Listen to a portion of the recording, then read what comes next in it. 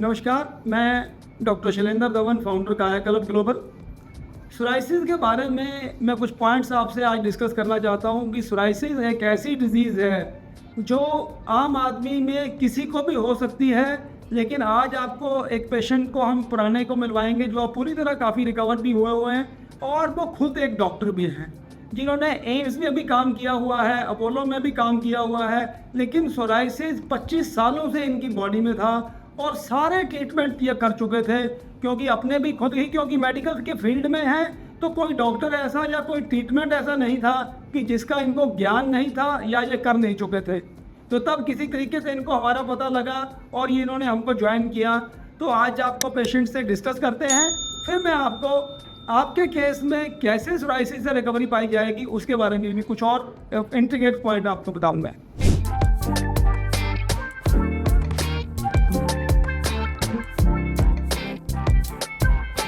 आपका क्या पूरा नाम है? मेरा नाम राजीव यादव है और मैं गुड़गांव से हूँ सर। गुड़गांव से। तो आप अपोलो में कितने साल से काम करते हैं? अपोलो में लास्ट 20 ईयर्स है सर। और उससे पहले कहाँ थे? उससे पहले मैं एम्स में था सर। एम्स थे। तो क्या आपकी पहली शुरुआत जो लक्षण आए थे सोराइसिस के, क्या लक्षण आए थे? तो सबसे पहले मेरे जो हेड था, हेड के अंदर रश शुरू हुआ, जैसे डेंड्रफ टाइप से शुरू हुआ था। डेंड्रफ धीरे धीरे करके उसमें फिर आई थिंक रेड टाइप के पैचेस बनने शुरू हुए। ठीक है। उसके बाद वो धीरे धीरे करके वो बॉडी काटना शुरू हो गया।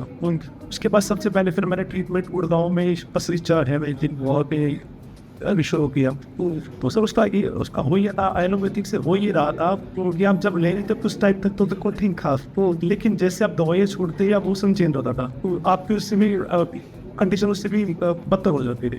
और ये सिस्टम मेरे ख्याल लगातार कंटिन्यू चलता है ये जब तक जितना मैं एलोपैथी लेता रहा बिल्कुल सेम सिस्टम था, कोई चेंजिंग नहीं था। हर साल दिन पे दिन बढ़ रहा था और सर्दी में तो मतलब जिंदगी बिल्कुल स्ट्रेसफुल हो जाती है।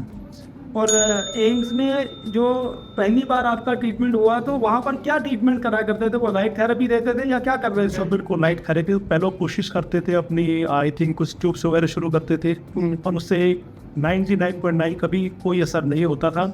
उसके बाद फिर वो कुछ मेडिसिन दे के वो ट्यूब लाइट वगैरह जो पुआ का जो ट्रीटमेंट होता था तो उसको देते। ओके। तो आपने वो पुआ थेरेपी वाली थेरेपी कितने महीने तक करी? वो उससे मैंने कई साल किए वो एक्चुअली उसका टारगेट से करते थे, तो आई थिंक 1-2 मंथ्स के आसपास वो होता था और कुछ टाइम तक 1 महीना 2 महीने तक ठीक रहता था। जैसे मौसम चेंज आता था फिर दोबारा से वापस कर। ठीक है। तो आपने एलोपैथी के अलावा होम्योपैथी बीच में कुछ ट्राई किया? सब कुछ टाइम ट्राई किया था पर हम होम्योपैथिक से कुछ बहुत ज़्यादा इम्प्रूवमेंट हो नहीं पाया एलोपैथिक से। तो कितना क्या हम माने कि 4-6 महीने आपने होम्योपैथी बीच में लाइफ में ट्राई किया? 4 महीने जरूर ट्राई किया, 4 महीने खाने। ये एलोपैथी और होम्योपैथी के अलावा क्या कोई और चिकित्सा पद्धति में भी आपने जाने की कोशिश करी? आयुर्वेदिक में जाने की कोशिश की थी, वहाँ पे कुछ रिलीफ था पर मैं सेटिस्फाई नहीं हूँ। और जब से आपके टच में आया हूँ पिछले 3 साल से मैं बिल्कुल सेटिस्फाई हूँ। और जो पिछला मेरा जो सर्दी है वो मेरे शायद 25 साल में बड़ी शांति से कटी है, जिससे मैं बिल्कुल सेटिस्फाई हूँ। तो जैसे जितने भी सोराइसिस के पेशेंट होते हैं ये अपनी लाइफ में जर्नी में सोराइसिस की बहुत कोशिश करते हैं। जैसे कि ये तो कभी खुद भी हॉस्पिटल में थे तो इन्होंने सारी पहले पुआ थेरेपी ट्यूब्स वो सारी करी हुई थी, फिर उन्होंने होम्योपैथी की तरफ थोड़ा स्विच किया, फिर आयुर्वेद की तरफ स्विच किया। हमारा कैसे पता लगा था आपको? 3 साल बाद फेसबुक के माध्यम से। फेसबुक वगैरह के माध्यम से। तो फेसबुक से इन्होंने हमारे बारे में पता लगा और क्योंकि ज़्यादा दूर नहीं था तो हमारे को मिलने आए। आज आप पिछले दिनों बाद आए हैं मेरे पास, शायद 1.5 साल? हाँ 1.5 साल। आज ये 1.5 साल बाद आज हमारे पास आए हैं। लेकिन मेरे को ध्यान है जब ये पहली बार आए थे तो इन्होंने एज ए डॉक्टर अपने को इंट्रोड्यूस भी करवाया था। ये किडनी ट्रांसप्लांट डिपार्टमेंट जो है अपोलो का, उसमें जो हेड है उसमें ये काम करते हैं। तो इन्होंने एज ए डॉक्टर इंट्रोड्यूस भी कराया। हमने इनकी डिजीज़ के बारे में डिटेल डिस्कशन करी कि डिजीज़ क्यों होता है, कैसे हमें क्या क्या चीज़ें ऐसी करनी है कि ठीक होकर डिजीज़ वापस ना आए। तो जो ट्रिगर्स हैं उनको ऑफ करने के बारे में भी हमने डिस्कशन की थी कि हमें स्ट्रेसफुल कंडीशन से करना।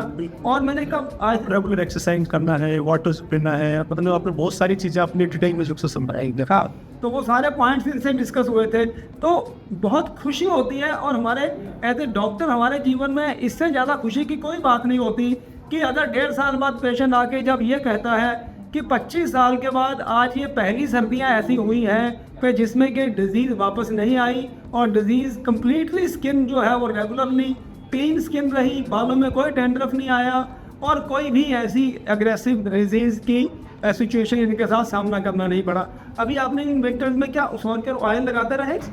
और लोग सभी पिछले आई थिंक एक साल से शायद और नहीं लगा पा रहा हूँ। It's very very. देखो हम अपने सारी वीडियोस में जैसे पेशेंट को बोलते हैं कि सोराइसिस को जब ठीक भी हो जाए उसके बाद भी हमें ऑयल लगाते रहना है ताकि डिजीज़ वापस ना आए। और ये पेशेंट जैसे आप सुन रहे हैं, इन्होंने पूरी सर्दियां ऑयल भी नहीं लगाया, लेकिन क्योंकि पहले ट्रीटमेंट किया हुआ था तो उसकी वजह से भी उसका एफिकेसी इतनी रही कि 25 साल पुरानी डिजीज़ होने के बावजूद, ऑयल ना लगाने के बावजूद भी ये डिजीज़ उनकी सर्दियों में क्लियर रही। But this is not good. मैं अपने सभी पेशेंट्स को बोलता हूँ कि ठीक होने के बाद, क्योंकि बुक्स के हिसाब से सोराइसिस इज इनक्योरेबल, वो बुक्स में क्लियर लिखा हुआ है कि it is incurable and life long disease, और आयुर्वेद में लिखा है कष्ट साध्य, मतलब मुश्किल से ठीक होने वाला रोग है। तो मैं अपने सभी दर्शकों को ये कहना चाहूँगा कि जब आप ठीक भी हो जाते हैं, ऐसा नहीं करें कि ठीक होने के बाद आप ऑयल भी लगाना छोड़ दें, क्योंकि लाइफ के अंदर जो स्ट्रेसफुल कंडीशन है, इर्रेगुलर लाइफस्टाइल है, वो ट्रिगर पैदा करती है और ऑयल कवच का काम करता है। ऑयल आपको हमेशा बॉडी के ऊपर, बाद में भी हेल्दी स्किन के ऊपर भी लगाता रहना चाहिए।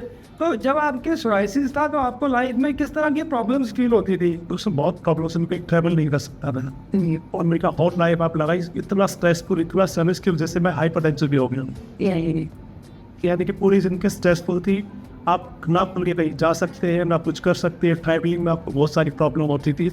आई थिंक उससे मेरे को लगता है कि पब्लिक की भी कोई बहुत सारी मेंटली प्रॉब्लम बहुत सारे। उनकी तरह रिलेटिव के घर जाना है, कैसे करना है, क्या खाना है, बहुत सारे रेगुलर प्रॉब्लम बहुत सारे रहते हैं। लाइफ में बहुत सारे प्रॉब्लम्स थे, क्योंकि और पहले इतना ज़्यादा इतनी चीज़ें कर चुके थे। आई थिंक मेरे को लगता है फ्रूट्स वगैरह भी बहुत इंपॉर्टेंट आई थिंक।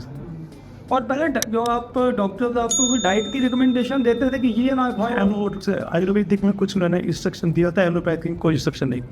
और जब से आप हमारे साथ जुड़े हो, हमने डाइट की कोई इंस्ट्रक्शन नहीं बताई हुई है आपको? खास कोई खास नहीं, रूटीन में सब रूटीन। तो जैसे मैं अपनी वीडियो में बार बार बताता हूँ कि सोराइसिस के पेशेंट के लिए डाइट का रोल सिर्फ 5% होता है। प्रॉपर मेडिकेशन, सन एक्सपोजर, हल्दी खाना दूध में डाल के। हालांकि आजकल नेट के ऊपर बहुत सारे ऐसे आर्टिकल्स आ रहे हैं कि दूध इन्फ्लामेटरी होता है, नहीं पीना चाहिए सोराइसिस पर। आप ले रहे हैं दूध सर्दी में तो नॉर्मल दूध पेशेंट ले रहे हैं, सारी सर्दियाँ इवन देन इनकी हेल्दी निकली हैं। तो अब सोराइसिस का इलाज उतना मुश्किल नहीं है जितना कि कुछ साल पहले हुआ करता था। सिर्फ डेडिकेशन इज़ रिक्वायर्ड। और आजकल मैं क्या देख रहा हूँ कि फेसबुक के ऊपर और इंस्टाग्राम के ऊपर 2 महीने में बीमारी की जड़ काट देंगे, ऐसे बहुत से पेजेस आते जा रहे हैं। मैं अपने सभी दर्शकों को कहना चाहूँगा कि आज मेरे को 30 साल हो गए हैं सोराइसिस पे काम करते हुए। प्लीज़ आप किसी भी डॉक्टर से ट्रीटमेंट लें, पहले कंप्लीट वेरिफिकेशन करें कि उनकी एफिकेसी क्या है, क्योंकि अगर आपकी जर्नी में आपको कोई ऐसे डॉक्टर मिल गए जिनके की ट्रीटमेंट के अंदर एफिकेसी में कमी हुई या डॉक्टर के एक्सपीरियंस में कमी हुई, तो डिजीज़ बाद में डीपर लेयर्स में जाके जॉइंट इन्वॉल्वमेंट जब करती है और नेल्स खराब होते हैं, तो डिजीज़ को ठीक करना हमारे लिए भी उतना मुश्किल होगा या फिर हो जाता। तो आप हमारे चैनल के ऊपर 150-200 से भी ज़्यादा वीडियोस सोराइसिस के ऊपर हैं। आप सारी वीडियोस देखें, ध्यान से स्टडी करें और फिर आप सोचें कि आपको कहाँ से अपने सोराइसिस के लिए ट्रीटमेंट लेना है। नमस्कार।